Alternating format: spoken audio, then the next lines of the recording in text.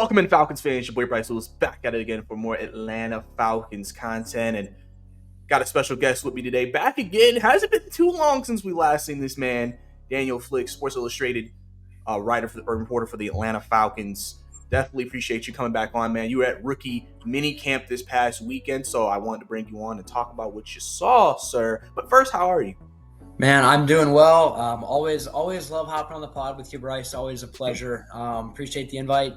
We always have a lot of fun on here. And I think it's been a month or so, maybe a month and a half. I don't know. It feels like it's been a lot shorter than that. I guess. Yeah, well, we talked more pre-draft. I'm going to say maybe after it was after the combine. Because you were I think you had just came from it. It was either after the combine or after the owners meeting. I'm not sure which one. It all kind of runs together. Yeah, I mean, it reaches a point where it's like the same thing in my brain. Yeah, a lot of stuff happens in the off season, man. But I appreciate you coming on, man. And let's go ahead and dive right into it. Really, the mini camp period was dominated by the first look at Michael Penix Jr., the first round pick for the Atlanta Falcons, the guy that a lot of people are excited for, a lot of people are hyped for. We saw you posted videos, Falcons posted videos, others posted videos of the type of throws he was making. Obviously, it's mini camp, so we have to not go crazy, but it looked impressive. What did you see from Michael Penix, seeing him up close at camp? Yeah, very good arm. Very good arm that at times scared me. Actually not for the sake of his arm, for my personal safety. Because they're running these routes right in front of you, and you're like, man, if he airmails this pass, or if this receiver's hands are a little bit late to get up, I'm gonna get just destroyed. Which would make for a great video and a great story. If I caught the pass, but I'm not sure it'd be worth it because he was chucking it at a very high level. Yeah, I thought it was neat to watch the ball leave his hand with as much velocity as it did. Because I've been watching quarterbacks throw passes up close for the last few years, but the zip that it leaves his hand with, and just the velocity with which it travels through the air was very impressive to me. So I thought that part was pretty interesting. I also just thought the accuracy that he had was pretty good, considering that the receivers that he was throwing to, he'd known for 24 hours, right? Yeah. And so that's always you have that same problem at the combine or at, the Senior Bowl or whatever all-star event you're at, where you're throwing to new receivers who you don't really have a lot of chemistry with and a lot of rhythm and route timing with. And I thought he handled that part really well. Part of that reason too is because of the off-field stuff. They had a walkthrough. He put together a full walkthrough on Thursday night that was not planned from the staff. He knew that he wanted to head out and have his own walkthrough. And he said that he thought to himself, what kind of leader am I if I'm not bringing other people with me? And so they have this really big chat, I guess. And he texted the chat and he got a lot of people out there. It helped others with their acclimation of, the playbook and the plan for Friday and the rest of the weekend. And so, he mentioned that he wants he's prioritizing this idea of hey, we've got to establish this trust now, really work on this relationship now. And he's not wasting any time. And so I thought, for as impressive as he was on the field, I was also impressed by his drive and ambition with really trying to work on those relationships and, just improve and really establish himself as a leader early on. Yeah, and I think that's the biggest thing I would take away from Penix, is a guy who's trying to lead, a guy who's trying to do everything he can, even though he may not be expected to play right away, still kind of basically prepare like he's going to be a starter. Like they always tell people, prepare like you're going to be a starter even if you're not. And I think Penix has definitely demonstrated that from what we've seen. And so, and I've seen some of the videos. I mean, the coaches were dropping them. They were just, they had a couple of players. It's a lot of heat on those throws. And, the hotel, when he was throwing in the hotel, resurfaced too. So, I mean, we've seen the type of arm talent that he has. But for the rest of the guys, Aurora, hope I'm saying it right. It's a challenge. He was out there with the rest of the guys in the D-line. They made guys, Braylon Trice, Brandon Dorfus, guys like that. Obviously, again, it's mini camp. They're not doing anything crazy. But did we see anything from those guys, that D-line group, that was out there that just like, oh, it looked good, it looked like they're ready, especially, with Rook, since he's the guy who people are like, okay, was he worth the pick that we selected him? Yeah, really hard to judge. They didn't really have any. They had a 7-on-7 portion late. I think a 1-on-1 portion as well in the intermediate part of the practice, but that was closed off from us. So we weren't really allowed to see any of that stuff, unfortunately. So from as far as like what I saw, what I can tell you is their body types were impressive to me. And the other thing that I took away too, especially from Rook in particular here, very big energy guy. I think Brandon Dorless was talking after practice. So Brandon, Rook, and Zion Logue were friends at the combine and spent a lot of time together there. And they got to Atlanta, and obviously they're still their relationship's off to a very strong start. But one of the takeaways that I had was hearing Brandon Dorless talk about Aroro's energy and like the constant positivity that he brings. And I think Brandon Dorless mentioned that, Rook's energy is every day, and how valuable that is when you're kind of, trudging through a season. And you have all of these, highs and lows, and you may show up, on a Tuesday morning and you're not really energized, and, you're kind of just trudging through it. And like Rook is, he's like the guy who will walk up and say like, come on, let's go, and kind of pump everybody up. And that's so valuable to have. Again, he's also like 22, 23 years old. So, he does have some of that youthful exuberance to him. But I thought with Rook in particular, very big smile, very wholesome individual. Like you could tell that he was really grateful about and really valued like all the small things of rookie minicamp of like, sliding on the helmet for the first time and like putting on his jersey for the first time and all of these little things that, very sentimental. And I thought that was really cool. And you could tell he was just really grateful and appreciative of the opportunity there. And you could also tell that his teammates are just very fond of how energetic and how positive, and how much fun that he is just kind of hanging out with. And him and Zion Logue are roommates, and Zion was mentioning that they just like sat around, watching the NBA playoffs and just like enjoying it, and just how fun that whole process is kind of looked, just like learning more about each other. So Rook especially very impressive off the field. Yeah, and obviously, like I said, people when they made the pick for Rook, everybody was kind of like, "Oh, is this a reach?" Now, obviously, there's news that came out that's like, oh, "Okay, I get it now." But a guy I think people are going to be looking close attention to with the rest of the D-line group as they've tried to, really revamp that group with the guys they already have, Brady coming back and etc. So it's going to be interesting to see how those guys continue to grow throughout camp, especially as we get into OTAs and then eventually training camp. Now, going to like the coaching staff, obviously this is the first time some of these guys have worked with them. Have any coach say anything in particular about any particular player when you were able to I guess interact with them? Anybody that maybe stood out, or somebody or a trait or something that just was like, this is something they really touched on? Yeah, I think JD Bertrand to me has been the guy that the more that you hear Raheem Morris talk about, the more intrigued you are by him. So Raheem spoke before the rookie minicamp session, not after. He'll speak again tomorrow morning. So learn more about his thoughts on that then. But JD Bertrand, hearing Raheem, every time that Raheem talks about JD Bertrand, he is just like excited and like just completely thrilled and just effuses praise on him. Which again, you don't really expect for a 5th round linebacker, who wasn't really on a lot of radars. A lot of people thought he was this really big reach and so on and so forth. Raheem Morris loves JD Bertrand, loves him. And, I think it's important to think about the linebackers that Raheem was around in LA. Ernest Jones, a Bobby Wagner, a lot of these guys who are very, very productive pros.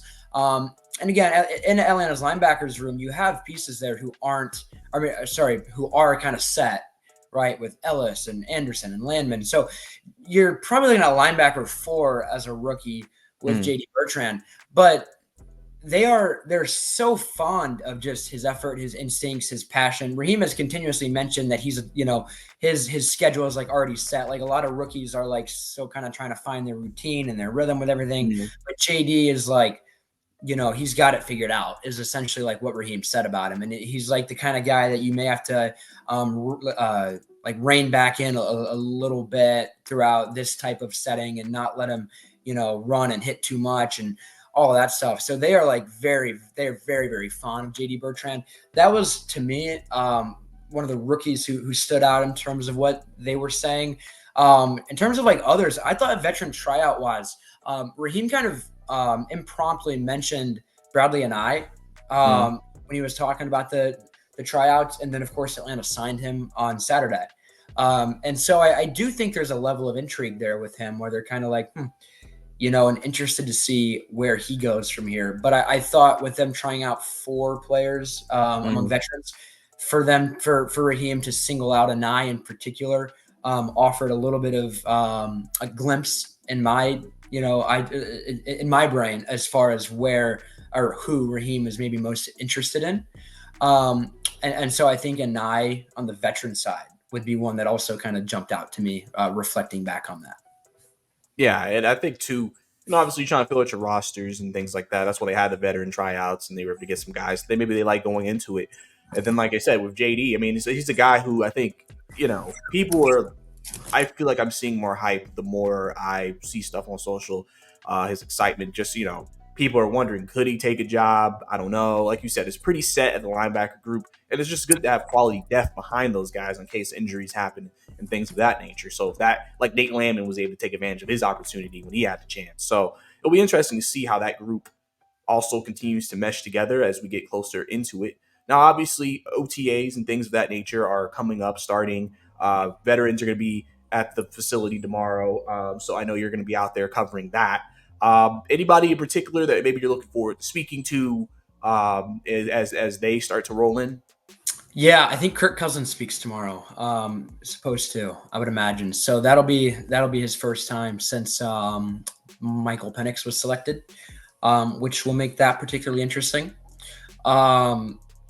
That's something really a lot of these guys haven't really spoken since the season ended. And so, regardless of who it is, I want to say Chris Lundstrom and Jesse Bates are the only 2 returning players who have spoken with reporters since Arthur Smith was fired. Well, since the day after Arthur Smith was fired, because they spoke at exit day in the locker room after that.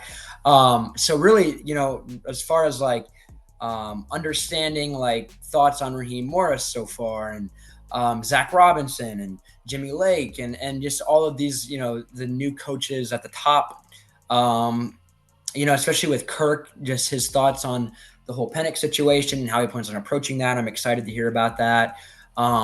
Hearing from Kyle Pitts or, a London or a Robinson or an Algier or any of these guys who have, produced in this offense previously, with a new face at quarterback, I think now is going to be an interesting thing. A few new faces, actually, right under center. So I'm excited about that. I'm excited to watch.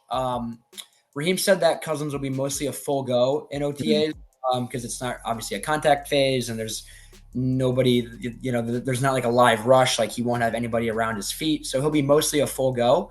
So I'm kind of excited for that comparison of, okay, here's Cousins throwing and then in rotates Penix and here's what he looks like. And just kind of seeing that because you can, kind of compare and contrast some things there.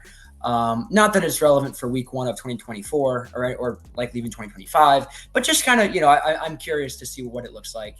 And I think just like seeing Cousins is kind of the main thing because, there's so much excitement out there about Penix.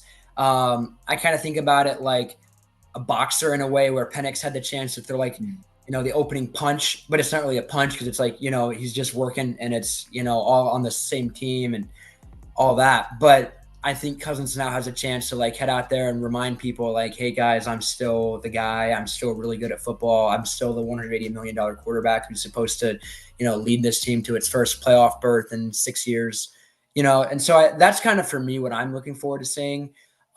seeing Cousins in an Atlanta jersey, throwing in an offseason program session, and then hearing his thoughts afterwards, I think will also be very interesting.